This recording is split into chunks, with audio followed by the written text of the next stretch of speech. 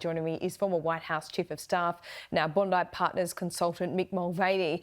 We've been looking at a few domestic polls today that aren't particularly good for Anthony Albanese and the incumbent government here, but I guess, perspective is everything. Joe Biden's polls are pretty dismal, aren't they?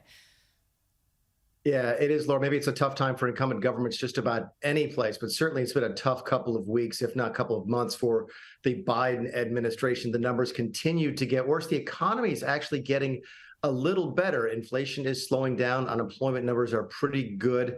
But the prices are just going up more slowly than they were before. They haven't started coming back down, and people are still feeling the pinch when they go to the grocery store, when they go to buy a new car, when they go to rent an apartment or a home. So the Biden team has lost 10 or 15 points against Trump in the last couple of weeks, and it's continuing to get worse. So it just continues to spark that discussion about whether or not the Democrats are going to try and replace Joe Biden with somebody else. But right now, they don't really know how to do that. No, and what is it that's such a drag? We've talked about the age factor, but of course we are living amid a cost of living crisis as well. Is it that cost of living issue? It's everything going against Biden right now. And I know I'm a Republican saying that, and I don't take any joy in saying that. I'm trying to be straight down the middle with you. Inflation is not helping him. He's also losing the support of some of the pro-Palestinian wings of his party. The Democrat Party is very closely aligned with the Palestinian movement here in the country. So there's a lot of Democrats who aren't happy with the president's handling of the situation in Gaza. But you mentioned the one thing that is never going to change. In fact, it's just going to continue to get worse, Laura, and that's his age. You can change a policy on spending that might help on inflation. You can change a policy on Gaza that might help make part of your base happy. But you're never going to change the fact that you just turned 81 last week, and that is a bigger and bigger issue with every growing day. Yeah, look, and Donald Trump's not that far behind. He's in his late 70s, so age should be a factor with him as well, but it's just not. His polls are consistently strong. His competitors, like Nikki Haley, well, in polling, she's just nowhere near him, but among donors, they quite like her, do they?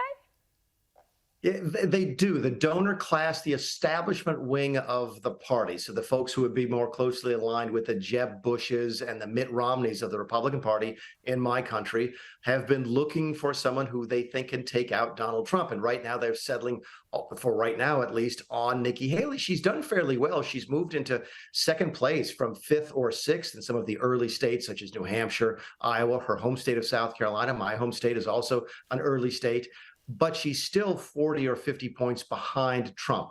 What's happening here is that the non-Trump factors of the Republican Party are looking for one person to rally behind. They thought originally it was Ron DeSantis. That's not working out as well as they had hoped. Now they're taking a look at Nikki Haley and saying, is this the person that can take down Donald Trump? And I think the answer is this. She probably has the best chance out of anybody else, but it's still a very, very slim chance. It's very hard to close 40 points worth of polling data in a couple of weeks, which is how far we are from the first primary. Yeah, is that just wishful thinking from, the cohort of anyone but Trump in Republican circles? To a certain extent, that's exactly what it is. And maybe they'll settle on somebody next week. But when you're losing by 40, or put Trump's perspective, when you're winning by 40 points, what does it matter who's in second? Because that's not even close. Yeah, well said. Mick Mulvaney, we'll leave it there. We'll check in with you next week, see if anything's changed. See you soon. Thanks, LJ. See you.